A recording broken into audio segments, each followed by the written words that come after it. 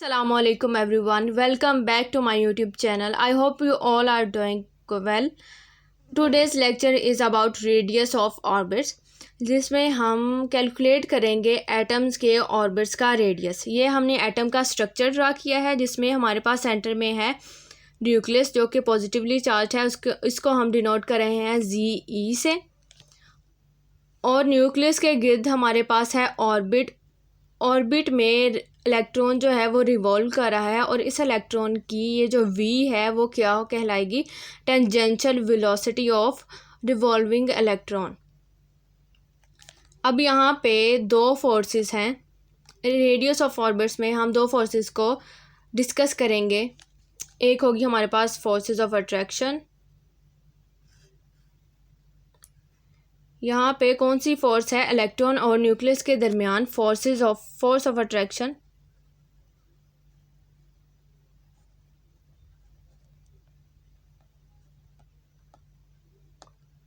और दूसरा हमारे पास कौन सी फोर्स होगी? सेंट्रीफ्यूगल फोर्स, जो कि यहाँ पे है mv²/r। अब जो सेंट्रीफ्यूगल फोर्स है वो क्या है? हमारे पास एक सर्कल है। सर्कल में रिवॉल्विंग जो है वो ऑब्जेक्ट है। हमारे पास जो ऑब्जेक्ट है वो मतलब कि रिवॉल्व कर रहा है ऑर्बिट पे। The tendency of an object moving in a circle to travel away from the centre of the circle, इसको हम कहते हैं सेंट्रीफ्यूगल फोर्स। इसलिए हम कहते हैं कि ये जो नेगेटिवली चार्ज इलेक्ट्रॉन है वो फॉल नहीं कर सकता हमारे न्यूक्लियस में ड्यू टू सेंट्रीफ्यूगल फोर्स। अब हम देख लेते हैं यहाँ पे E जो नेगेटिव है वो हमारे पास क्या है? इलेक्ट्रॉन चार्ज है।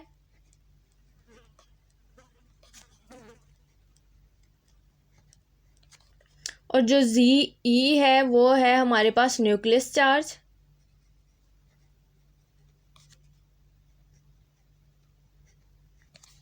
जो R है वो है radius of orbit.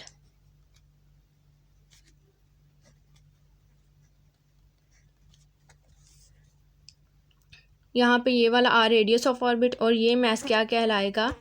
Mass of electron. और यहाँ पे ये जो वेलोसिटी है वो क्या है? Tangential velocity of revolving electron.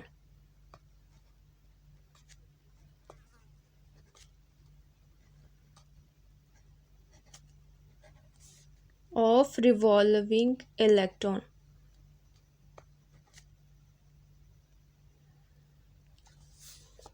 ये जो डायग्राम है इसमें क्या है? Forces keeping an electron in orbit. कि फोर्स ने इलेक्ट्रॉन को ऑर्बिट्स में रखा हुआ है, वो किस वजह से?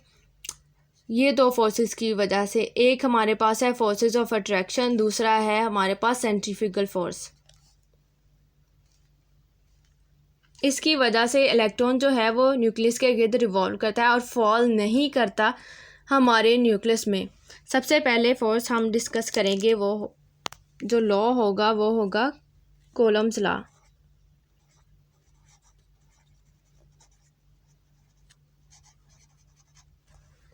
कूलम्ब्स लॉ हमें क्या कहता है?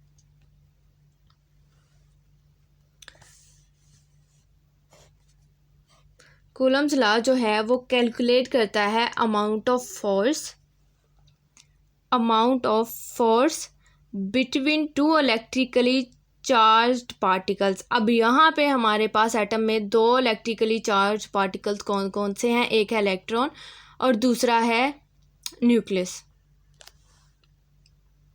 जो कूलम्ब्स लॉ है, अकॉर्डिंग टू दिस टॉपिक, यहाँ पे हम लिखेंगे the electrostatic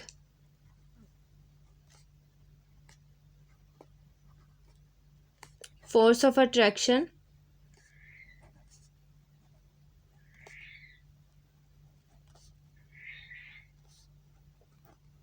between the nucleus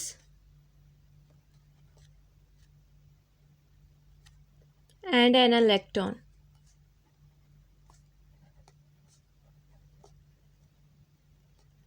अब कॉलम्स लॉ इक्वल होता है हमारे पास Q1 magnitude of product of two charges divided by square of radius. लेकिन इसके अकॉर्डिंग हम लिखेंगे, हमारे पास दो चार्जेस यहाँ पे कौन कौन से हैं, एक है न्यूक्लियस वाला और दूसरा है इलेक्ट्रॉन वाला। तो हम लिखेंगे ZE cross E over R square. ये हमारे पास आ गया अकॉर्डिंग टू कॉलम्स लॉ। और दूसरी फोर्स क्या होगी, सेंट्रीफ्यूगल फोर्स।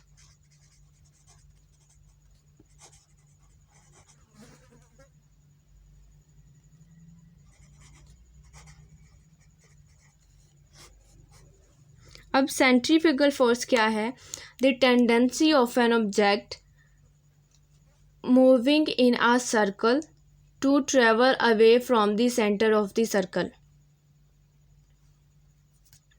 कि हमारे पास सर्कल में एक ऑब्जेक्ट जो है वो मूव कर रहा है और वो जो ऑब्जेक्ट है वो फॉल नहीं करेगा हमारे सेंटर में, किस वजह से, सेंट्रीफ्यूगल फोर्स की वजह से। The centrifugal force acting on the electron, जिसकी वजह से हमारा जो इलेक्ट्रॉन है वो न्यूक्लियस में फॉल नहीं कर सकता। और इसका फॉर्मूला होगा हमारे पास mv स्क्वायर ओवर r।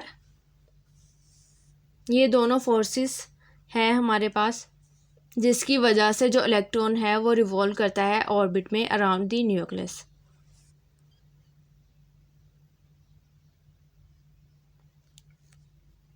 अब हम इन दोनों को, ये आ गई हमारे पास इक्वेशन 1, इक्वेशन 2, इन दोनों इक्वेशन को कंपेयर कर लेंगे बाय कंपेयरिंग।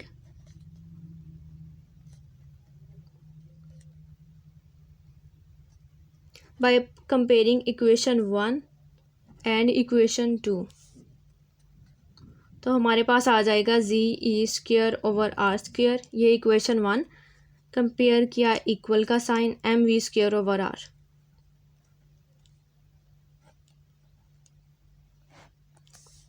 अगर हम हाइड्रोजन एटम के लिए देखें, फॉर हाइड्रोजन, तो हाइड्रोजन का जो एटॉमिक नंबर है, एटॉमिक नंबर यहाँ पे Z है, ये जो Z है ये हमारे पास एटॉमिक नंबर है। हाइड्रोजन के लिए एटॉमिक नंबर 1 हो जाएगा, तो हमारे पास जो आएगा क्या होगा, अगर हम इसकी जगह पे Z की जगह पे 1 लिख दें तो E square over R square is equal to, बाकी वैसे ही आ जाएगा, mv स्क्वायर ओवर R। अब इसमें से हम फर्दर इसको सिंप्लीफाई करें तो ये जो R है इस R से कैंसिल हो जाएगा, मतलब कि यहाँ पे ये R जो है वो डिवाइड हो रहा है, उधर जाके मल्टीप्लाई होगा। E square over R square, यहाँ पे ये डिवाइड हो रहा है तो वहाँ जाके मल्टीप्लाई होगा। mv स्क्वायर, एक R इसके एक R से कट किया तो ये हमारे पास आ गया E square over R is equal to mv square. ये हमारे पास आ गई इक्वेशन 3। इससे नेक्स्ट हम देखेंगे according to Bohr's postulate. Bohr's postulate के अकॉर्डिंग हमारे पास एंगुलर मोमेंटम, एंगुलर मोमेंटम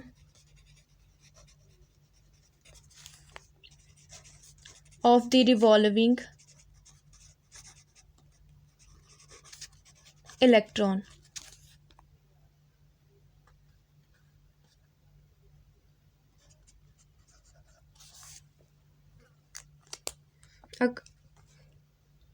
अब बोहर्स पास्टुलेट के अकॉर्डिंग जो एंगुलर मोमेंटम होगा रिवॉल्विंग इलेक्ट्रॉन का वो होगा mv/r और वो इक्वल होगा nh ओवर 2 पाई। अब यहाँ से हम v की जो वैल्यू है वो निकाल लेंगे, v is equal to nh over mr जो है इधर आके क्या हो जाएंगे, वो डिवाइड हो जाएंगे 2 पाई mr। ये आ गई इक्वेशन 4। अब हम इस v की जो वैल्यू है वो अपनी जो पिछली हमारे पास इक्वेशन आई है उसमें पुट कर लेंगे, सब्स्टिट्यूट करेंगे हम वैल्यू v की from equation 4 into 3, substituting the value of v in equation 3।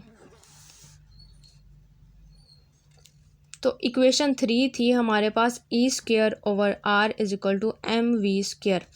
अब वी स्क्वेयर की जगह पे हम वी की ये वैल्यू पुट कर देंगे तो ये आ जाएगा E square over R is equal to M V square है, तो यहाँ पे सिर्फ वी की है तो आ जाएगा हमारे पास N square H square over 2 का स्क्वेयर लेंगे तो 4 आ जाएगा, 4 pi square M square and R square. ये हमने v की वैल्यू पुट की है इक्वेशन नंबर 3 में।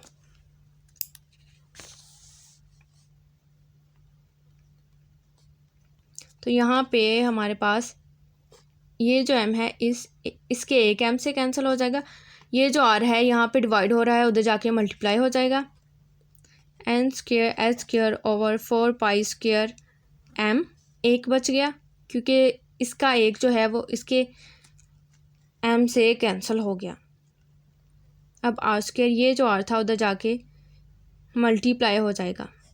अब ये r इसके एक r से कैंसिल हो गया तो हमारे पास ई स्क्वेयर आता है N square H square over 4 pi square M R. अब हम लोग क्या चीज़ फाइंड कर रहे हैं, रेडियस। तो यहाँ से हम r की वैल्यू सेपरेट कर लेंगे, वो आएगी r is equal to N square H square over 4 pi square M. r उधर जाके यहाँ पे डिवाइड हो रहा है उधर जाके मल्टीप्लाई हो जाएगा और यहाँ पे ई स्क्वेयर जो है इधर आके डिवाइड हो जाएगा। अब हमारे पास ये तीन जो वैल्यूज़ हैं, एक प्लैंक्स कांस्टेंट की, मास की और ये जो इलेक्ट्रॉन चार्ज है, ये जो तीन वैल्यूज़ हैं वो हम डिटरमिन करेंगे एक्सपेरिमेंटली। डिटरमिन्ड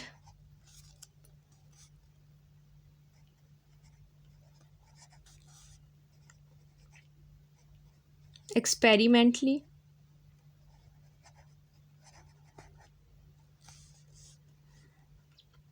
तो हमारे पास क्या आ जाएगी r की, r is equal to N square cross 0.529 multiplied by 10⁻⁻⁸ centimetre. ये हमारे पास आई रेडियस की वैल्यू। ऑर्बिट के रेडियस की वैल्यू हमारे पास आई N square multiplied by 0.529 multiplied by 10⁻⁸ centimetre. अब इस इक्वेशन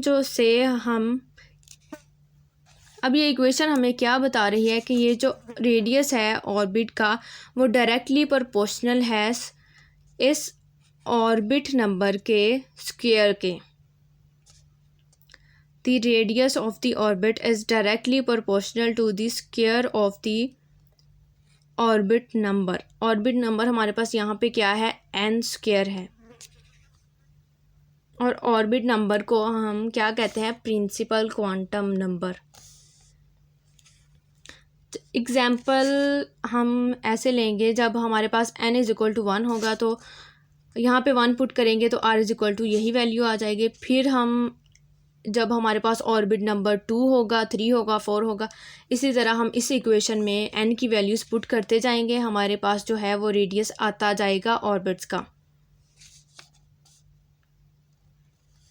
जब हम n की हाइड्रोजन के लिए जब हम n is equal to 1 put करेंगे तो हमारे पास r is equal to 0.529 multiplied by 10⁻⁸ centimetre आएगा। इसको हम कह सकते हैं रेडियस ऑफ हाइड्रोजन और इसको डिनोट करेंगे हम अल्फ़ा नॉट से। और ये जो अल्फ़ा नॉट है वो हमारे पास क्या कहलाएगा, फर्स्ट बोहर रेडियस।